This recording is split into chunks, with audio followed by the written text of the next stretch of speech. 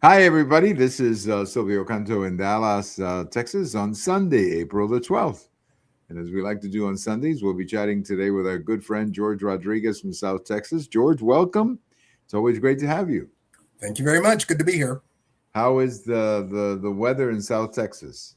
It is raining. We have had about 4 days of rain so far, and which is very needed. Yeah, Not the flooding kind, just nice, steady, on and off rain. yeah. And I think we're going to have another couple of days of it before it stops. But it's been great. Yeah, we're supposed to have rain as well. I think tonight and also during the next week. So you're right. We need rain. In Texas, we never have too much rain. The only problem is, as I think you suggested, that we want the steady rain. Yeah, We want the rain that that doesn't flood our streets. we don't need the torrential stuff. Yeah, that's how you end up with all these streets flooded and all these traffic problems and all these floods in some parts of Texas. So as long as it's a steady rain, I'm all for it. I'm all for it because, as you say, we need it. Well, let's talk a little bit about, I guess, the number one topic right now is this war with Iran, and a few things that I just wanted to bring up. What do you make of the performance of NATO in this whole thing? I mean, NATO, as you know, was an alliance created after the war. It was created to protect Western Europe really from Soviet tanks. That's what it was for. I mean, we saw Soviet tanks in Hungary in '56 and Czechoslovakia in '68, and they were real concerns in Western Europe back then that they couldn't handle that and they could be overrun. So we created NATO. I think it was the idea happened under President Truman, but I think it actually came into being under President Eisenhower. But now we've reached a situation where most of the countries are not paying, although I think they are finally paying, but for a long time they were not paying their 2%. And, they've left their defenses go to heck. I saw two articles today that were just absolutely stunning. I mean, stuff that just you cannot believe. There was a general who was speaking before the parliament in the UK or a special Yeah. committee. And my goodness, he said basically that they cannot at this moment put 1,000 men on the field. I mean, we're talking about the UK here. We're not talking about you know a small We're country. not talking about Denmark. We're not talking about No, that's right. Or Liechtenstein. We're talking about Great yeah, Britain, or the Kingdom which of appears not to be Monaco. as great as anymore. No, and so you're sitting there saying, the general is admitting, look, if we ever got into a conflict in Europe, we don't have the ability to put 1,000 men on the ground. I mean, because remember, as I'm sure you know, it's not just a question of sending 1,000 men. You've got to replace them, and you've got to support them. And then the one that I thought was really shocking was the statement about the Royal Navy, how the Royal Navy has just collapsed. I mean, the Royal Navy that dominated the oceans for, my gosh, a couple of centuries, but even Yeah. not that long ago, Yeah. George, this was the Royal Navy that went down to the Falklands and defended the Falklands. I mean, that was 40 years ago. They couldn't do that today. I'm not saying Argentina is going to take the Falklands. I don't think they're planning that No, or but even talked about. if there was a flashpoint where they were definitely needed, we cannot depend on them. No, and that's the UK, who was always number two in NATO after the United States. So I mean, it's really, really scary when you sit there and you go, my goodness, what kind of a Well, situation the you know, Europeans are in. they have admitted that they can't do it, but then you've got countries like leaders of countries like in Spain and in France who refuse to do it. Right. Never mind that they can't; they just flat refuse. Right, but you're exactly right about that. The president of Spain said, we cannot use that military base that we have there. But I also think it's that's how they get around they don't want to come out and admit that They don't want to admit have, that they can't. right. So what they do is they pick a fight with Trump. Yeah, right. And they say, we don't want to do it because it's Trump, and it's all Trump, and it's always Trump. But the reality is that what I always found so interesting about these bases is it's not like they're giving us these bases for free. We pay for it. We pay for them.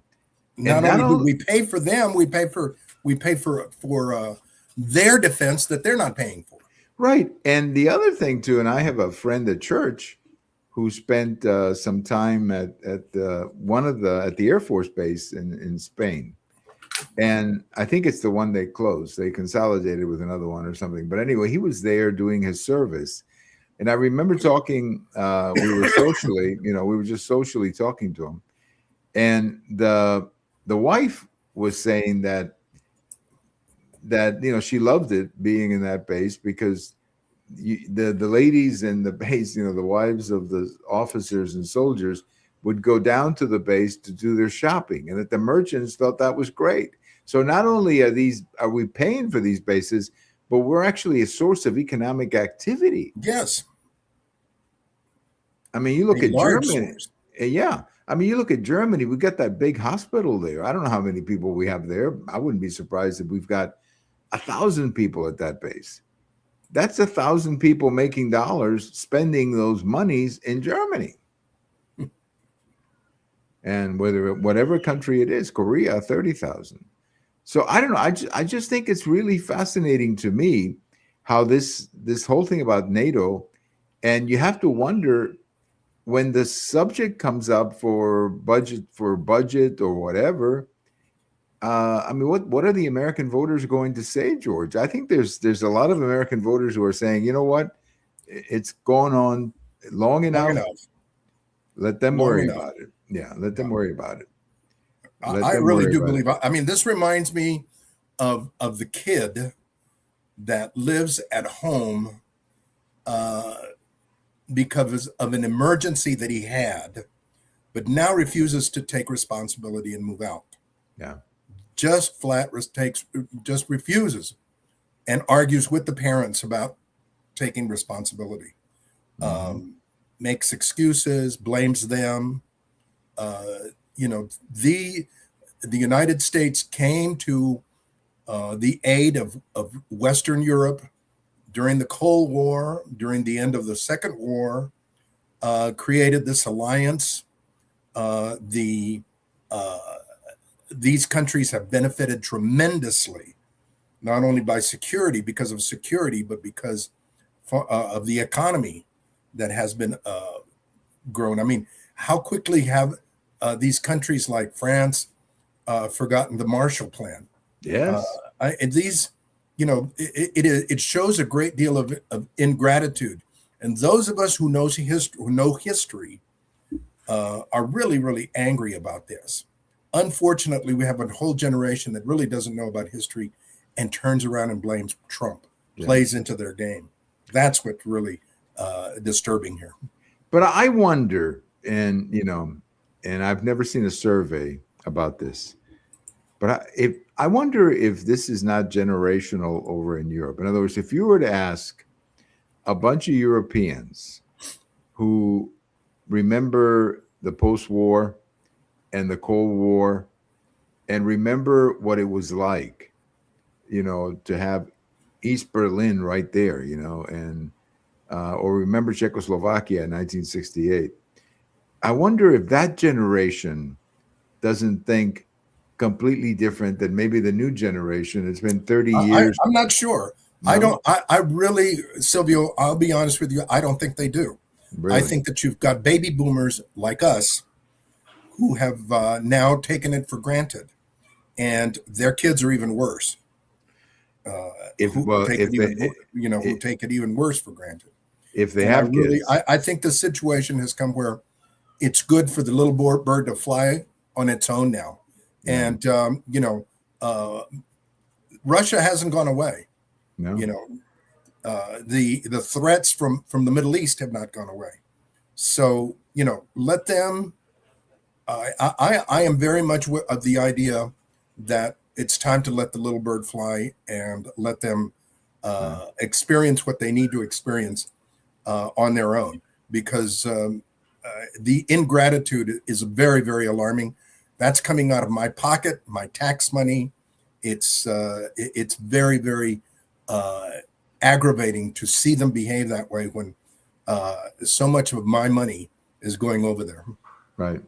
Well, I know that I know exactly how you feel.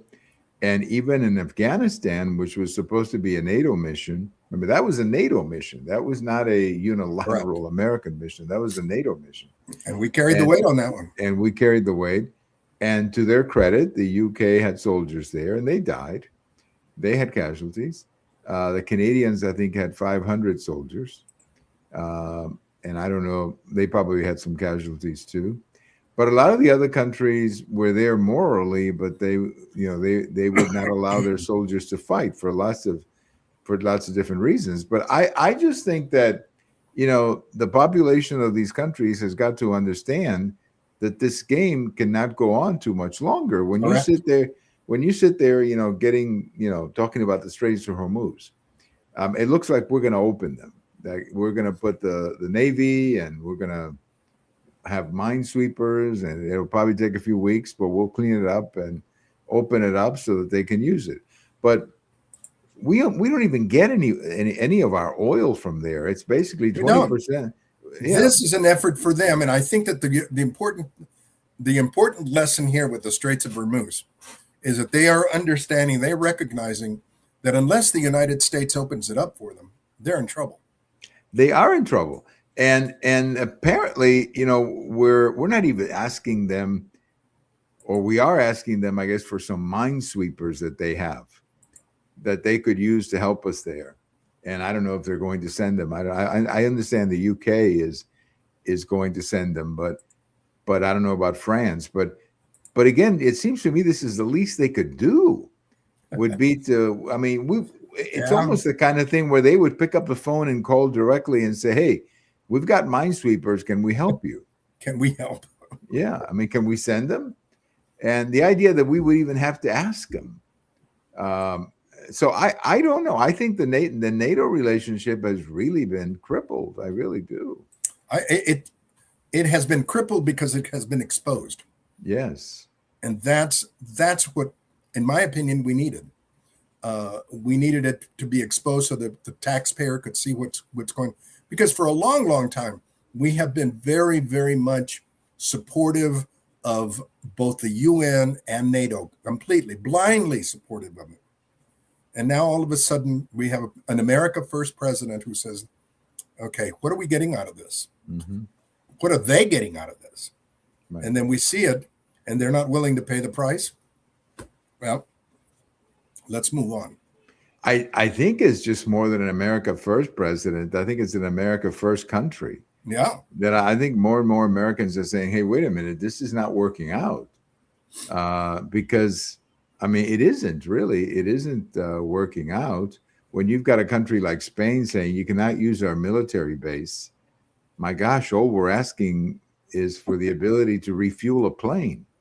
Yep. I mean, it's not like we're asking Spanish soldiers to fight a war. Yeah, we're not asking him. Yeah, we probably wouldn't even have to ask them their permission. We could probably fly right in. What are they going to do about it? Yeah. But I just think that it's one of those things where I think these countries need to consider what they are doing and how much they're damaging their image with American public opinion, George. It is. We've got to stand strong on this issue. I really hope that we do. Although the Trump deranged syndrome is constantly raising its head, right, and blaming Trump for this issue. But the fact of the matter is, I think we really need to. I mean, we are not in a real dangerous situation right now, where we are in desperate need of their support. But what if we were? Right. And this would be their response. Well, and the desperates, I mean, what if, for example, Putin were to go beyond Ukraine? That's right. Which it doesn't look like he can do it right now, but you always have to consider that. But even even that situation with Ukraine is so interesting because uh, they keep saying that this war in Iran is not their war. Well, Ukraine is not our war. Exactly. And yet there we are, putting up the money and the weapons. And now they say Iran is not their war. Well, those missiles that Iran fired that went 2,000 miles into It the shows ocean. that it could quickly be their war. Absolutely. What if those missiles had been shot north?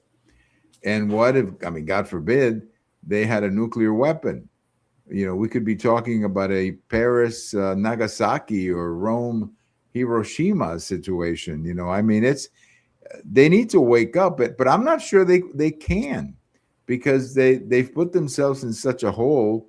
I mean, for example, I was listening to a Canadian, an opposition politician up in Canada, who was saying that, I mean, basically Canada, I don't know how much Canada has paid. I don't think they paid what they have to. I think they're doing it now finally. But this Canadian opposition candidate, politician, was saying, well, the problem is that if we pay what we're supposed to pay under NATO, then we're not going to be able to pay for some of the social programs that we have. And that's probably true.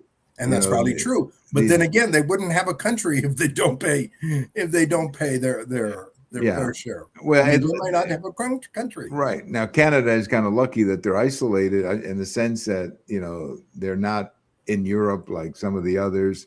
And the isolation protects them to a point because they've got the United States to the south and Alaska to the north, which is, pretty good neighborhood to live in if you're worried about your defenses. But still, I mean, Canada is a huge country with very long coastlines and a lot of airspace, and they don't have the ability to defend it if they had to. So I just think something has to be done here, and these countries have got to come to terms, because I do believe, after the experience that we just had, that we're going to reconsider NATO. I really do, and we should reconsider. And we should reconsider NATO.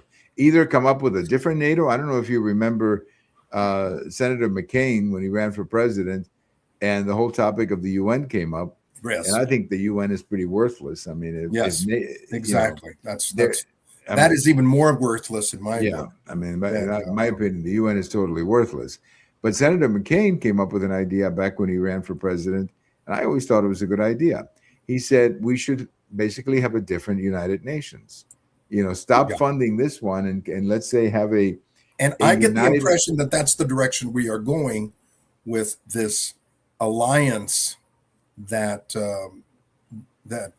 Trump is trying to develop in response to the Iran conflict.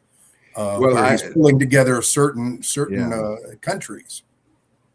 But have you noticed that we're getting a lot of the countries that are most supportive are the Eastern European countries, like Correct. Poland and those countries that were suffered under communism. Those countries tend to be more pro-American than some of the Western European countries who are they tend to have the more socialist approach to government. But they better get their act together. But let me get back to Senator McCain for a second, when he said that we should replace the United Nations with something called United Democracy. So in other words, you had to be a democracy. You had to have certain standards of human rights and freedom of press, for example, if you wanted to be a member, so that you wouldn't have this nonsense where the United Nations has let's say, Iran, heading a women's rights commission. Correct. Or Cuba in a human rights commission. I mean, come on. I mean, what kind of a joke is that? Yeah. So, I think it's headed in that direction. I really do. And I think many of these European countries do not appreciate how much damage they've done to the way American public opinion sees them. I don't think they do, but they're going to find out. Well, let me just quickly talk about the Straits of Hormuz. Apparently, we're going to do it. We're going to have a naval blockade, I guess, or a naval intervention, very similar to what happened when President Reagan did it back in the summer of '88, when Back then, Iran closed it and we opened it by not only opening it but taking out a lot of the Iranian Navy, as you remember. But it looks like we're going to do something like that, which probably means that we're looking at maybe anywhere from 2 to 4 weeks before it's completely open. As soon as that happens, of course, then you'll see massive drops, if not before, in the price of oil, which should help gasoline, which is, I think, gasoline prices is the political sensitivity here. So we'll see how that goes. But the whole performance of NATO and this Iran war has been dreadful, and I hope that they remember, because we will. We over here, we're going to remember. We're going to remember that as well. Well, let's talk a little bit about the primary, the Texas primary, the big primary, probably the biggest primary that we've had here for quite some time, between Senator Cornyn, the incumbent, and Attorney General Paxton, the challenger. Right now, they're headed for a runoff in, I guess, 6 weeks. Some of the early polls have Paxton ahead, but George, I think it is going to be close. I really do. My gut feeling is that it's going to be close. President Trump has not endorsed somebody. He said he was going to. He said he was going to intervene. Maybe he got too tied up with Iran. But I don't know what you're seeing down there, but I haven't seen a lot of advertising up here for that campaign. I haven't seen a lot of advertising by Paxton. I have seen some by Cornyn. However, on TV, you mean? Yeah, on TV. However, the what I am seeing and hearing at the grassroots level is definitely much more positive for Paxton than for Cornyn. I have visited in Houston. I have visited in Austin. I have visited in Corpus Christi, and in every case, the attitude towards Paxton is much more positive than it is towards Cornyn. So I from what I can see, I think that Paxton will win, whether it's a large margin or not depends. I mean, I'm not sure, but that's what I hear at the grassroots level. Now, the so-called conventional wisdom, what people are saying, so-called experts are saying, is that Paxton would have more trouble winning. I mean, they're both going to win. That's what I'm basically seeing. Either one can win. All the data I'm seeing shows that either one, Paxton or Cornyn, would win in November, would defeat Tallarico. But it would be a lot closer with Paxton. Cornyn would be closer to 10 points, whereas Paxton could be, in the low digits. It could be 3 or 4 points, maybe two points. Are you picking that up when you talk to people? And what I am picking up, both from talking to people as well as watching the social media and the press, what I am seeing is that you're right, both of them will beat Tallarico. However, Paxton could do just as much damage, in my opinion, as Cornyn on Tallarico. But he seems to be holding back. They seem to be holding back a lot. His folks are already attacking Tallarico, exposing him. Mm-hmm. He's got a very, very strong, conservative Christian group, and they're already starting to pick him apart. I think that with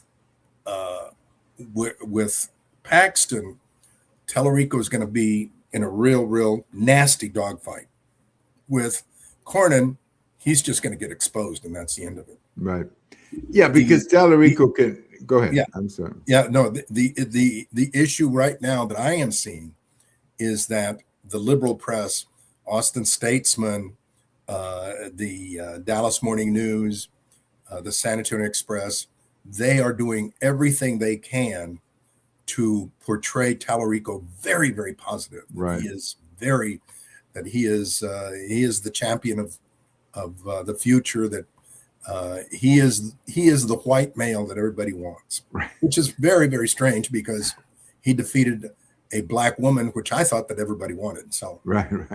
No, they call him the new face of the great white hope. I guess that's what they're referring to him. But I think you're right. I think if it's Cornyn and Paxton, I mean Cornyn and Tallarico, Cornyn won't even spend that much time. He'll just steamroll him. Yeah, because also Tallarico doesn't have a lot of negative stuff on Cornyn. I mean, whereas if it's Paxton, I think it's gonna Tallarico, be a nasty dogfight, but he'll get rolled over. Right. I think that Tallarico will start saying, well, look what they say about him. Look what his own people say about him. And it'll be that kind of a campaign. It'll be very, very personal. But eventually they're going to have to get to the issues. And that's where he's going to get killed. That's right. Because once he starts explaining all these crazy things that I just heard the other day that he wanted to turn, what is it, military bases into abortion clinics or something.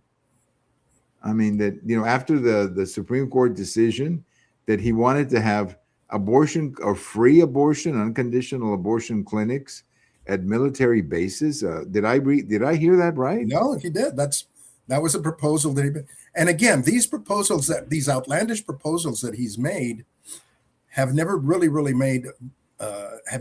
been surfaced or made the light of day because nobody, knew who he was and nobody paid attention to him. One of the funny things was that one of the Democrats here in Bexar County, a good supporter of Julian Castro, made the comment, or Joaquin Castro, the congressman, made the comment that he was not being attacked or he was not being paid attention to because he is a good white male. And I mean, how racist can you make a comment? I know. It's amazing how racist these people can be. I mean, when you really think about it, and they don't. Nobody confronts them about it. Right. This was a reporter for Joaquin Castro making that comment. Right. No, it is remarkable. Well, we'll keep an eye on it. I think either one can win. What I still feel, and it's just a gut feeling, is that the primary itself is going to tighten up a little bit. Just because I think I don't know. They always tend to tighten up a little bit as they get closer to the election. Well, how about some of the races down there in South Texas, some of those new districts? There was that one candidate, Democrat candidate, the one who's a performer, the one who's a singer, who was shown in some pictures or something with some nasty people. Anything come out of that? It hurt him. There have been. What is the guy's name? Bolipo or? Oh gosh. Yeah, I know it's a Democrat candidate, right? Democrat candidate down in Rio Grande Valley. Right.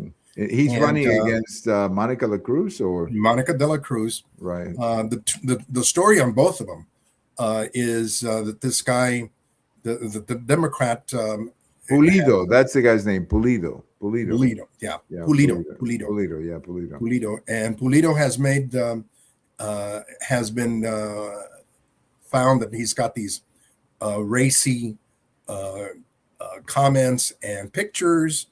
And again, he said that this was, his fans, and that this was something that, was during his performance days, and that by no means does it indicate his behavior or the future, how he would behave as a congressman. Yeah.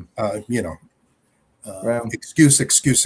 On the other hand, Monica de la Cruz seems to be very worried about the impact of negative ICE,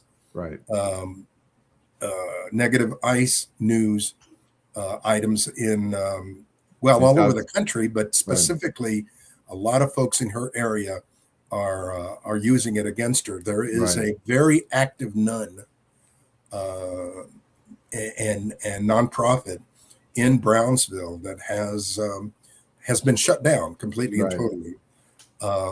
They were helping to bring people across the border.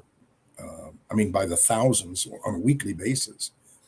They're nonprofit, and it's been shut down completely for the past 2 years. And of course, these folks are using it as a battering ram against her, Right. and talking about how the people are suffering on the other side of the river, waiting to come across, and how they are suffering now that they are being deported, et cetera, et cetera. Monica de la Cruz has kind of worried about it and has done some backpedaling on the issue of amnesty, or supports amnesty, and that's costing her. Other than that, everything else seems to be pretty solid, moving in the red. But I think Monica de la Cruz has built up enough of a following or enough of a reputation that I think she should be reelected. Well, I mean, the alternative is Polito. So well, that's what I mean. Yeah. So she got lucky in that sense. Yeah. The alternative is Polito. So yeah. Yeah, no, I know that she got lucky. What about our friend Cuellar? I guess he's headed for Cuellar is looking. He's trying to really desperately strengthen himself, while Monica is moving a little bit to the liberal side. He seems to be moving more and more to the conservative side. He is supporting Trump regarding all his actions in Iran. Yes. He is supporting ICE. I mean, he is really, I mean, if you didn't know better, you'd think he was the Republican. Right, exactly. Well, I think that tells you maybe something about South Texas. Yeah. That tends to get unreported. I think, it depends on how much people will believe that he is saying what he's saying, that he will be real. But I just don't think that it's going to happen. I think that the Laredo County judge, who is running against him, I think he's going to beat him. Well, that would be interesting. Well, I'll tell you what, you keep us informed, and we'll check as we get closer. Of course, that's not a primary. That you're talking there about the actual election. This is the election. This is it. Yeah. So okay. So that's November, but the primaries, of course, are Polito and Monica. Polito and Monica are the election. They're the election, and Cuellar and the other guy are the election too. Yeah. So those are November campaigns or November elections, whereas obviously Paxton and Cornyn are at the end of May. There's also the race for Attorney General, what Chip Roy is in. And again, I think Chip Roy is going to win that one. Really? Chip Roy has been really. Well, I like Chip Roy a lot. I mean, I thought he was one of the better members of Congress.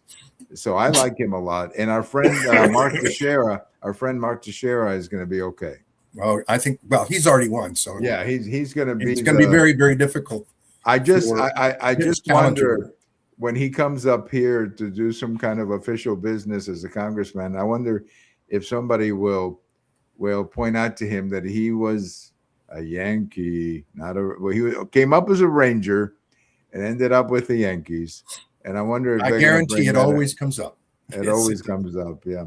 Well, George, as always, it's great to have you. I was going to mention on this day in history very quickly that President Roosevelt passed away on this day back in 1945. So that's 81 years ago. It was quite a shocker for the country.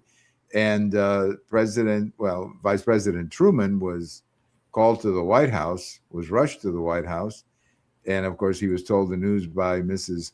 Roosevelt that the president had died.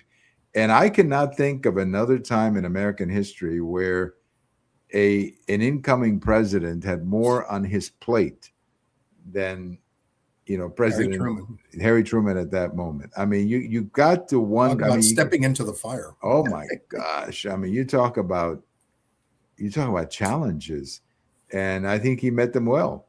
I think he met them really well. So it's just remarkable to me. I mean, in that book that was written about him, that biography that was written about him, they tell the story of how it happened.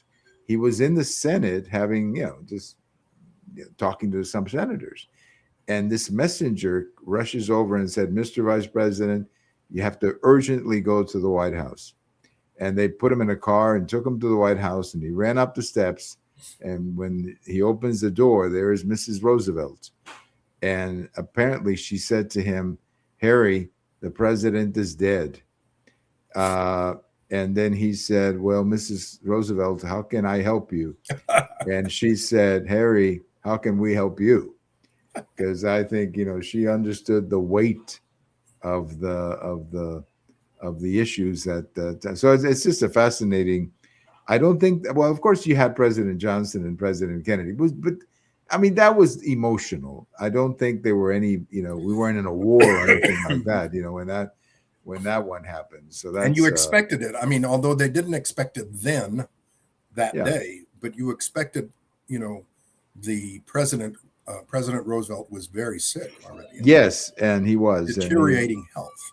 And yes, with Kennedy, it was a shock. That's what I mean. With him, it's more emotional. He also didn't have a war in the Pacific and a war in the Europe going on. I mean, I can just imagine that very first night when Harry Truman went home to sleep, and wow. I mean, the all the issues that were pending, and unbelievable. Well, anyway, George, have a good week. We'll see you the next week, and keep us posted on everything going on down in South Texas. Thank you so much, as always. You got it. Thank you. Bye-bye. Thank you so much, George, as always, for joining us. Let's see. Am I hearing you? Or see you, George? Okay, there we go. There's George. Okay. Anyway, thank you for listening, everybody. Thank you for joining in. This is Silvio Canto in Dallas, and we'll talk to you the next time. Bye-bye, everybody.